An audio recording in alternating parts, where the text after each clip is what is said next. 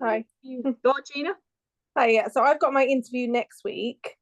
Which is really just some advice really about making the first impression really good. Like, is it what advice have you got for that? Okay, I take it is an in-person interview, Gina. It is, yes. Okay. So for me, appearances still matter. I still think it's important. I will do my hair. Yeah, me too. Put makeup on, but hey, try and cover all these things that I've now got. Anyway, we won't go there. Okay, yeah. So making a first impression, it's really important, Gina. Not just what you're wearing, but and obviously people do go more casual now. I think it's accepted in society anyway that people are more casual. That said, I've not gone down that route. I'm too old to go down that route. So if I was going for an interview, I would still be smart. But the importance of the first impression is that it impacts the rest of your scores. Now, they will say it doesn't, okay? And they will even ask you questions at the beginning about yourself, about, who you are, why you want to join, why you want to go to that force. And they might even say to you in your interview, we are not scoring this question. However, you've all met me now. You've probably already made no judgment about me. You either like me or you don't, and you don't have to tell me.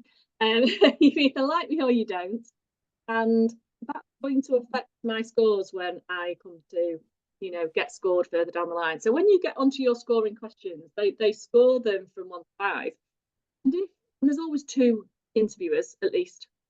But if they're like they've both got a 4 and a 3, then they would discuss which way to go, whether to give you a 4 or a 3, because they have to come up with 1 score. And if they've already got to like you, not just in terms of appearance, but in terms of that first question that you've answered, how you've answered it, how you came across, whether you were friendly, whether they got on with you, then they're automatically thinking, do I want this person on my team? Do I want this person to work alongside me? Do I want them in the car next to me going to the first pub fight? And if they've already got a yes answer to that, then they're more likely to go to the 4 than the 3. And that may be very subjective, and we try to take as much subjectivity as we can out of interview processes within the police, but the reality is subjectivity still exists. So, that first impression is important. So looking the part, feeling the part, smiling, looking them with eye contact, and having a story that's engaging, about those first few questions, like why you want to join and why you want to join that force and things like that. So that they get that impression that actually you put a bit of effort in, you've looked at the website, you know a bit of information, you have got a bit of a story, and you're not a completely blank sheet. And then they can think that they like you. And honestly, it makes a difference. So with those first couple of icebreaker questions, the points that you're really trying to get across is why you want to be there, and like those are the points that you want to push. And really, it's about, I suppose it's the difference between well, I want to join GMP because I live here, and I want to be a police officer because well, my dad was, so I thought it would be really good.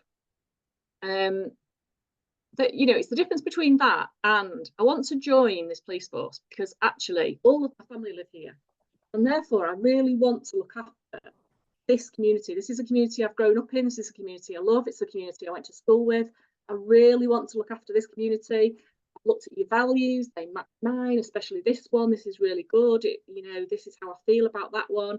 They just want to hear that passion, that interest, the fact that you've looked at the website, you know what it is, the fact that you understand a little bit about your role actually by saying I want to protect my own community, and how important community policing is.